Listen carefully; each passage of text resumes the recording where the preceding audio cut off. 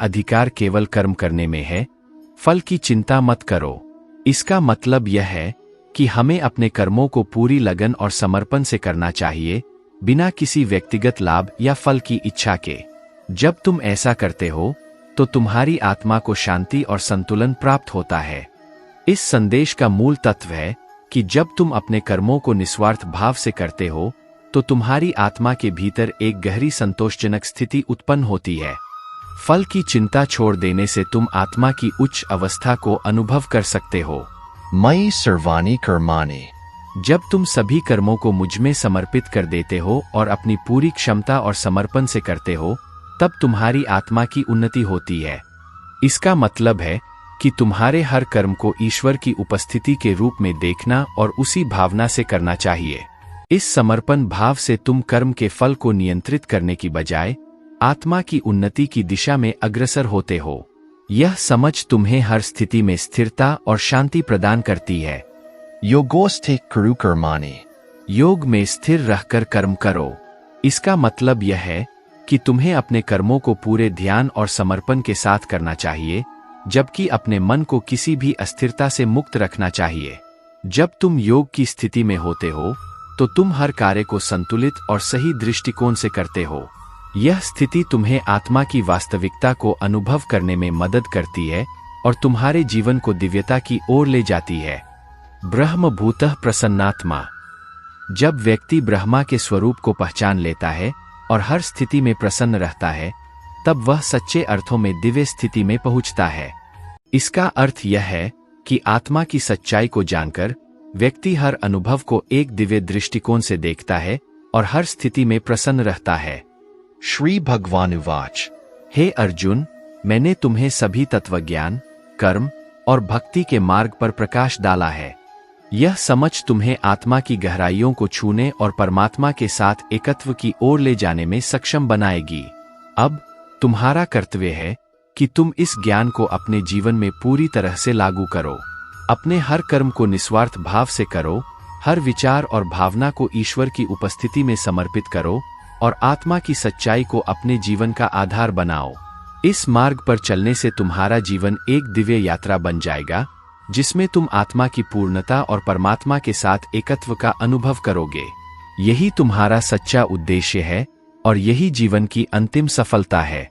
जब हम जीवन के गहरे ज्ञान पर विचार करते हैं, तो यह समझना आवश्यक है कि आत्मा की यात्रा और सच्ची पूर्णता प्राप्त करने के लिए हमें एक संपूर्ण दृष्टिकोण अपनाना चाहिए।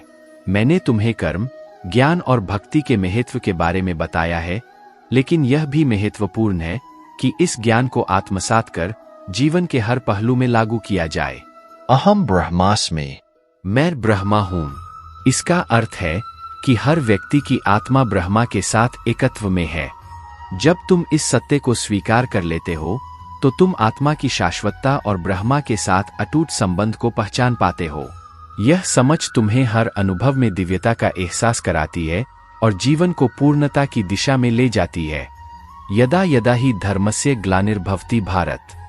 जब जब धर्म की हानि होती है और अधर्म की वृद्धि होती है, तब मैं प्रकट होता हूँ। इसका मतलब यह है कि जब भी संसार में अधर्म बढ़ता है और धर्म की स्थिति कमजोर होती है, तब ईश्वर स्वयं को प्रकट करता है और धर्म की स्थापना करता है। इस समझ से तुम यह जान पाते हो कि हर स्थिति और घटना एक दिव्य योजना का हिस्सा है और इसे स्वीकार करना तुम्हारी आत्मा की यात्रा के लिए आवश्यक है। अर्थ मनर्थन चापी। संसार में जो भी घटनाएं होती है, वे सब परमात्मा की योजना का हिस्सा है। यह समझ तुम्हें हर परिस्थिति को स्वीकार करने और उसका सामना करने की शक्ति देती है। जब तुम इसे समझते हो, तो तुम जीवन की हर चुनौती को एक अवसर के रूप में देख सकते हो और इससे आत्मा की उन्नति में योगदान कर सकते हो। सर्वे भवन्तु सुखिनः। सभी प्राणी सुखी हों। यह भावना तुम्हारे हृदय को प्रेम और करुणा से भर देती है। जब तुम सभी प्राणियों की भलाई की कामना करते हो, तो तुम्हारी आत्मा में एक गहरी शांति और संतुलन स्थापित होता है। यह समझ तुम्हें जीवन की हर स्थिति में सच्चे आनंद की अनुभूति कराती है। मम अपि सदा कृतज्ञ। ईश्वर के प्रति हमेशा आभार रखना। जब तुम ईश्वर के प्रति आभार प्रकट करते हो और हर स्थिति में उनकी कृपा को मानते हो, तब तुम आत्मा की गहराइयों को समझने में सक्षम हो जाते हो। यह आभार तुम्हें जीवन की हर परिस्थिति में स्थिरता और शांति प्रदान करता है। आत्मनन रथिनन विद्धि। आत्मा को रथी समझो और शरीर को रथ मानो। इसका मतलब यह है कि यह शरीर केवल एक वाहन है और आत्मा इसका चालक है। जब तुम इस सच्चाई को स्वीकार कर लेते हो, तब तुम अपने जीवन को सही दृष्टिकोण से देख सकते हो और हर स्थिति में स्थिरता बनाए रख सकते हो। अर्जुन, तुम्हारा कर्तव्य है कि तुम इस ज्ञान को आत्मसात करो और इसे अपने जीवन में पूरी तरह से लागू करो।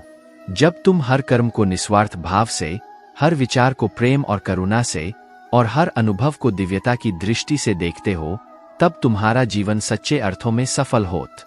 अब जब मैंने तुम्हें जीवन के हर पहलू का ज्ञान दिया है, यह आवश्यक है कि हम इस यात्रा के अंतिम चरण की ओर बढ़े, मोक्ष की प्राप्ति और आत्मा की मुक्ति। यह जीवन की अंतिम और सर्वोच्च अवस्था है, जहां आत्मा संसार के बंधनों से मुक्त हो जाती है और परमात्मा के साथ एकत्व की स्थिति में प्रवेश करती है। विमुक्तो अमृतन अश्नुते। जो व्यक्ति बंधनों से मुक्त हो जाता है, वह अमृत का अनुभव करता है। इसका अर्थ है कि जब आत्मा संसार के मोहमाया से मुक्त हो जाती है, तब वह अमरत्व की ओर अग्रसर होती है। यह अमरत्व केवल शारीरिक जीवन का नहीं, बल्कि आत्मा के शाश्वत अस्तित्व का प्रतीक है। अर्जुन, मोक्ष की प्राप्ति केवल मृत्यु के बाद की स्थिति नहीं है। यह एक आंतरिक अनुभव है जिसे तुम इस जीवन में ही प्राप्त कर सकते हो। यह अनुभव तब होता है जब तुम अपने मन, बुद्धि और अहंकार को पीछे छोड़कर आत्मा की सच्चाई में लीन हो जाते हो। नैष्कर्म्य सिद्धिन परमन संन्यास। निष्काम कर्म ही सर्वोच्च संन्यास है। इसका अर्थ यह है कि कर्म करते हुए भी जो व्यक्ति फल की आकांक्षा से मुक्त रहता है, वही सच्चे अर्थों में सन्यासी होता है। संन्यास का वास्तविक अर्थ केवल भौतिक वस्त्रों का त्याग नहीं है, बल्कि मन के बंधनों से मुक्ति है। यह निष्काम कर्म ही तुम्हें मोक्ष की ओर ले जाता है। जब तुम अपने हर कर्म को ईश्वर के प्रति समर्पित करते हो, तब तुम उस बंधन से मुक्त हो जाते हो जो संसार के मोह में फंसने से उत्पन्न होता है। यही सच्चा संन्यास है और यही मोक्ष की दिशा में पहला कदम है। अहंकारन बलन दर्पण। अहंकार, बल और दर्प को त्याग दो। यह समझो कि अहंकार, बल और दर्प ही वे जड़ें हैं जो आत्मा को बंधन में बांधती है। जब तुम इनसे मुक्त हो जाते हो, तब आत्मा स्वतंत्र हो जाती है और वह अपनी सच्ची प्रकृति, शांति, आनंद और प्रेम को अनुभव करती है। अर्जुन, यह जानो कि यह अहंकार ही है जो तुम्हें ईश्वर से दूर करता है। जब तुम अहंकार को त्याग कर समर्पण की भावना में प्रवेश करते हो, तब तुम ईश्वर के साथ एकत्व का अनुभव कर सकते हो। यही मुक्ति की दिशा में अग्रसर होने का सही मार्ग है। अनन्याश्चिंत्यन्तो मां ये जना पर्युपास्ते। जो लोग मुझे निरंतर स्मरण करते हैं और अन्य भक्ति से मेरी आराधना करते हैं, मैं उनकी रक्षा करता हूँ। इसका अर्थ है कि जब तुम अपने मन और आत्मा को पूरी तरह से ईश्वर की ओर केंद्रित कर देते हो, तब तुम संसार के हर बंधन से मुक्त हो जाते हो। यह भक्ति ही तुम्हें मोक्ष की दिशा में सबसे मजबूत आधार प्रदान करती है। जब तुम्हारी आत्मा ईश्वर की भक्ति में लीन होती है, तब वह संसार के हर प्रकार के मोह और माया से ऊपर उठ जाती है और परम शांति की स्थिति में प्रवेश करती है। सर्वधर्मान परित्यज्य मामेकं शरणं व्रज। सब धर्मों को छोड़कर केवल मेरी शरण में आओ।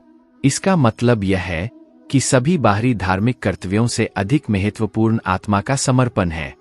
जब तुम सभी कर्तव्यों को छोड़कर केवल ईश्वर की शरण में आते हो, तब तुम्हें मोक्ष प्राप्त होता है। यह शरणागति तुम्हें हर प्रकार की चिंता और भय से मुक्त करती है। जब तुम अपने जीवन के हर पहलू को ईश्वर को समर्पित कर देते हो, तब तुम्हारी आत्मा को सच्ची मुक्ति प्राप्त होती है और तुम परम आनंद की अवस्था में प्रवेश करते हो। यो मामेवं स्मुदो जानाति पुरुषोत्तमम्। जो व्यक्ति मेरी इस सर्वोच्च स्थिति को समझता है, वह मोक्ष की ओर अग्रसर होता है। इसका अर्थ यह है कि जब तुम ईश्वर के साथ अपने संबंध को समझते हो और उसे अपने जीवन का मार्गदर्शक बनाते हो, तब तुम्हें मोक्ष की प्राप्ति होती है। अर्जुन, यह अंतिम उपदेश तुम्हें जीवन के सबसे गहरे रहस्य की ओर ले जाता है, आत्मा की मुक्ति और मोक्ष की प्राप्ति। यह समझो कि यह जीवन केवल एक यात्रा है, जिसका अंतिम उद्देश्य आत्मा को मुक्त करना और उसे परमात्मा के साथ एकत्व में लाना है। अब प्रिय अर्जुन, इस ज्ञान को अपने हृदय में उतारो और इसे अपने जीवन का मार्गदर्शक बनाओ। जब तुम इस मार्ग पर चलोगे, तब तुम्हारा जीवन एक दिव्य यात्रा बन जाएगा जो तुम्हें सच्चे अर्थों में मुक्ति और परम आनंद की ओर ले जाएगा। जीवन के इस सफर में हमें अक्सर ऐसे चुनौतीपूर्ण क्षणों का सामना करना पड़ता है जो हमें असंभव से लगते हैं। ऐसे समय आते हैं जब संदेह, भय और भ्रम हमारे मार्ग को धुंधला कर देते हैं। लेकिन याद रखिए, जीवन चुनौतियों से बचने के लिए नहीं है, बल्कि उन्हें सही दृष्टिकोण से सामना करने के लिए है। श्री कृष्ण, जिन्होंने कुरुक्षेत्र के युद्ध में अर्जुन को उपदेश दिया, उस समय को याद करें। यह एक बड़ा संकट था। अर्जुन, जो अपने परिवार के खिलाफ लड़ाई लड़ने के विचार से हताश था, उसकी मानसिकता में उलझन थी। लेकिन कृष्ण अपनी अनंत बुद्धि के साथ उसे जीवन के सच्चे सार की याद दिलाते हैं। हे अर्जुन, अपना कर्तव्य करो, बिना किसी आसक्ति के, बिना किसी फल की अपेक्षा के। सफलता और असफलता के प्रति स्थिर रहो, क्योंकि ये केवल एक सिक्के के दो पहलू हैं। कृष्ण के शब्द युगों से गूंजते हैं, हमारा कर्तव्य, हमारा धर्म, कर्म करना। निष्क्रिय न रहो, जिम्मेदारी से मत भागो, बल्कि मौके पर उठ खड़े हो। जब आप ईमानदारी के साथ अपने उद्देश्य के प्रति प्रतिबद्ध होते हैं, तो आपकी मेहनत का फल अवश्य मिलेगा। सफलता और असफलता क्षणिक है, शाश्वत वही रहता है जिसके साथ आप अपना जीवन जीते हैं। अपने कार्य पर ध्यान दो, परिणाम पर नहीं। यह शिक्षा हमें असफलता के भय से मुक्त करती है। जब हम वर्तमान क्षण में अपना सर्वश्रेष्ठ देने पर ध्यान केंद्रित करते हैं, तो हम भविष्य की अनिश्चितताओं से बोझिल नहीं होते। यह केंद्रित कार्य में ही सच्ची संतुष्टि मिलती है। कृष्ण हमें आत्मविश्वास और आंतरिक शक्ति का महत्व भी सिखाते हैं। तुम्हें कर्म करने का अधिकार है, लेकिन कर्म के फलों में नहीं। फल की इच्छा कभी तुम्हारे कर्म का उद्देश्य न बने और तुम्हारी आसक्ति कभी निष्क्रियता में न हो। यह हमें अपनी क्षमता को अपनाने, अपनी क्षमताओं पर विश्वास करने और साहस के साथ आगे बढ़ने का आह्वान है। आप ठोकर खा सकते हैं, आप गिर सकते हैं, लेकिन अपने भीतर की शक्ति से फिर उठ खड़े हों। हर कदम आगे की ओर बढ़ने का कदम है। तो जब जीवन आपको चुनौतियों का सामना कराए, तो डरो मत। अपने मार्ग में दृढ़ रहो। अपने कर्तव्य, अपने धर्म का पालन अडिग विश्वास के साथ करो। जानो कि आप सक्षम हैं, आप मजबूत हैं और आप युगों की बुद्धि द्वारा निर्देशित है। जीवन की लड़ाई में अर्जुन बनो, लेकिन कृष्ण द्वारा निर्देशित हो। अपने संघर्षों का सामना दृढ़ता से करो, लेकिन अपनी क्रियाओं को बुद्धि से निर्देशित होने दो। अस्थायी असफलताओं से मत डरो, क्योंकि वे आपके महान भाग्य की ओर बढ़ने वाले कदम हैं। याद रखें, यात्रा जितनी महत्वपूर्ण है, उतनी ही मंजिल भी। इसे सम्मान के साथ चलो, इसे उद्देश्य के साथ चलो और इसे इस ज्ञान के साथ चलो कि आप अपनी सच्ची क्षमता को पूरा कर रहे हैं। उठो और तुम्हारे कार्य तुम्हारी आंतरिक शक्ति की गवाही दें। श्री कृष्ण के उपदेश हमें यह सिखाते हैं कि जीवन में आने वाली चुनौतियां हमें कमजोर बनाने के लिए नहीं, बल्कि हमें मजबूत और सक्षम बनाने के लिए आती है। हमें जीवन के हर पहलू में अपनी पूरी क्षमता के साथ कार्य करना चाहिए, चाहे वह कितना भी कठिन क्यों न हो। योग, स्थिरता और संतुलन का मार्ग। श्री कृष्ण ने गीता में योग के महत्व पर भी जोर दिया है। योग का अर्थ केवल शारीरिक आसनों से नहीं है, बल्कि मन, शरीर और आत्मा का संतुलन स्थापित करने से है। योगः कर्मसु कौशलम, यानी योग वह है जो हमारे कार्यों में कुशलता लाता है। जब हमारा मन स्थिर होता है, तब हम अपने कार्यों में श्रेष्ठता प्राप्त कर सकते हैं। जीवन में संतुलन बनाए रखना बेहद महत्वपूर्ण है। संतुलन से ही हम सही निर्णय ले सकते हैं और कठिन परिस्थितियों में भी धैर्य बनाए रख सकते हैं। भय से मुक्त होकर जियो। कृष्ण का संदेश हमें यह भी सिखाता है कि भय हमें पीछे खींचता है। मृत्यु से मत डरो, जीवन से डरो। इसका अर्थ यह है कि असल में हमें जीवन की अनिश्चितताओं का सामना साहस के साथ करना चाहिए। मृत्यु तो अनिवार्य है, लेकिन जीवन की चुनौतियों से भागना हमें असली हार की ओर ले जाता है। इसीलिए कृष्ण कहते हैं कि जीवन को निर्भय होकर जियो। जब हम अपने भय पर विजय प्राप्त कर लेते हैं, तभी हम सच्ची स्वतंत्रता और सुख प्राप्त कर सकते हैं। ज्ञान का प्रकाश फैलाओ। कृष्ण हमें ज्ञान का महत्व भी बताते हैं। ज्ञान वह प्रकाश है जो अज्ञान के अंधकार को दूर करता है। ज्ञानं तेहं सविज्ञानमिदं वक्ष्यामि शेषतः।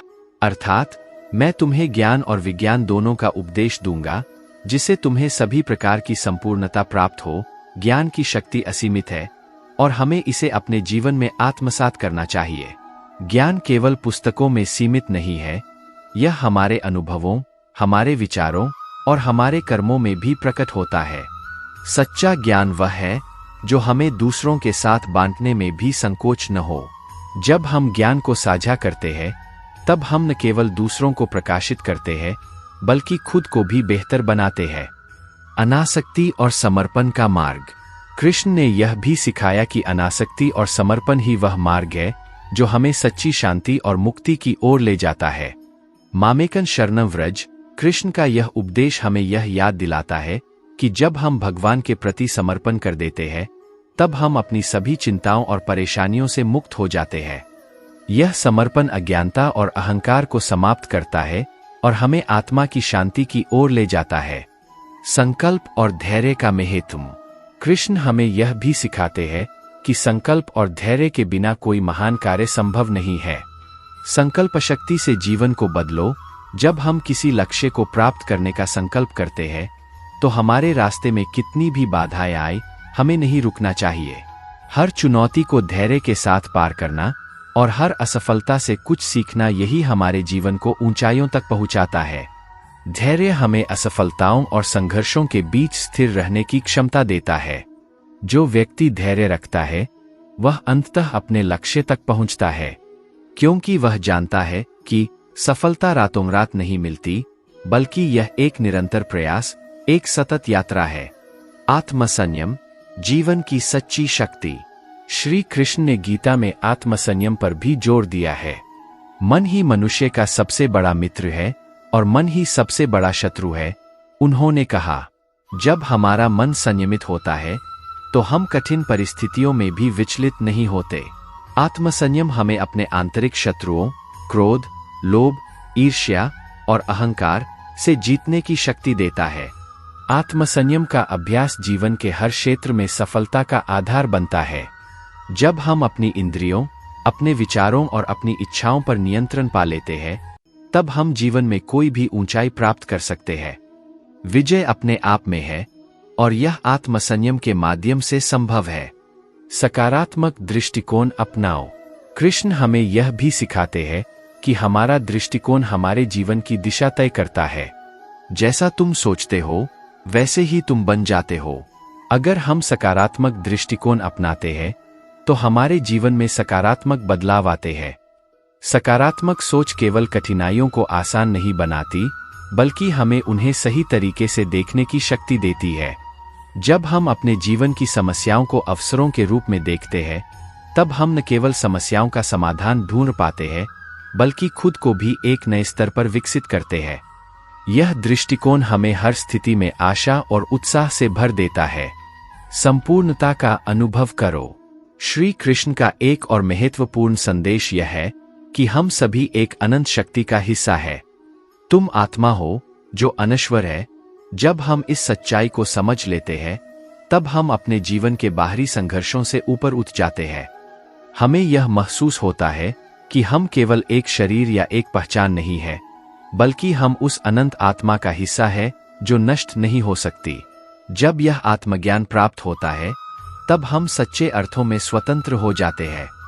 हमें किसी भी बाहरी परिस्थिति से भय नहीं रहता, क्योंकि हम जानते हैं कि हमारी असली शक्ति हमारे भीतर है। अपने मन और आत्मा को जागृत करो और जीवन के हर क्षण में पूर्णता का अनुभव करो।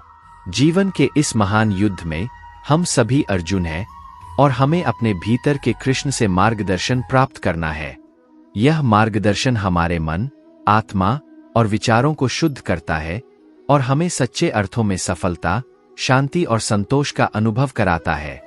आत्मविश्वास, कर्म और सत्य के मार्ग पर चलते हुए अपने जीवन को महान बनाओ। श्री कृष्ण के उपदेश हमें यह भी बताते हैं कि जीवन में सफल होने के लिए हमें अपने अंदर की सीमाओं को पार करना होगा और अपने उद्देश्य के प्रति समर्पण भाव से काम करना होगा। स्वयं को जानो और अपनी शक्तियों का उपयोग करो। कृष्ण हमें स्वयं को जानने का महत्व समझाते हैं। स्वयं को जानना ही सच्चा ज्ञान है। जब हम अपने भीतर की शक्तियों और कमजोरियों को पहचान लेते हैं, तब हम अपने जीवन के उद्देश्यों को स्पष्ट रूप से देख पाते हैं। जो व्यक्ति स्वयं को जीत लेता है, वह संसार को जीत सकता है। अपनी कमियों पर विजय पाना ही असली जीत है। यदि हम अपने मन और इंद्रियों पर नियंत्रण पा लेते हैं, तो कोई भी बाहरी बाधा हमें हमारी राह से भटका नहीं सकती। श्री कृष्ण हमें यह प्रेरणा देते हैं कि हम अपनी आंतरिक शक्तियों को पहचानें और उनका सही दिशा में उपयोग करें। विराट दृष्टिकोण अपनाओ। कृष्ण अर्जुन को विराट रूप दिखाते हैं, जिससे यह स्पष्ट होता है कि हमें जीवन में व्यापक दृष्टिकोण अपनाना चाहिए। विराट दृष्टि से देखो, केवल अपने सीमित दृष्टिकोण से नहीं। जीवन के प्रति व्यापक दृष्टिकोण रखने से हम छोटे मोटे संकटों से विचलित नहीं होते और अपने उद्देश्य को बड़ी स्पष्टता के साथ देख पाते हैं। यह दृष्टिकोण हमें हर परिस्थिति में सही निर्णय लेने में मदद करता है, क्योंकि हम चीजों को बड़े परिप्रेक्ष्य में देखना सीख जाते हैं। कृष्ण के विराट रूप का संदेश यही है कि संसार बहुत विशाल है और हमारी समस्याएं इस विराटता के सामने छोटी हो जाती है। जब हम अपने दृष्टिकोण को विस्तृत करते हैं, तो हम अपने जीवन के संघर्षों को भी तुच्छ समझने लगते हैं और उन्हें आसानी से पार कर जाते हैं। समर्पण से मिलती है सच्ची शांति। श्री कृष्ण का सबसे गहरा संदेश यह है कि समर्पण ही मुक्ति का मार्ग है। समर्पण का अर्थ केवल किसी बाहरी शक्ति के प्रति समर्पण नहीं है, बल्कि अपनी आत्मा और अपने उद्देश्य के प्रति समर्पण करना भी है। सर्वधर्मान परित्यज्य मामेकं शरणं व्रज। श्री कृष्ण के इस उपदेश में हमें बताया गया है कि जब हम अपनी सभी चिंताओं, इच्छाओं और अहंकार को छोड़कर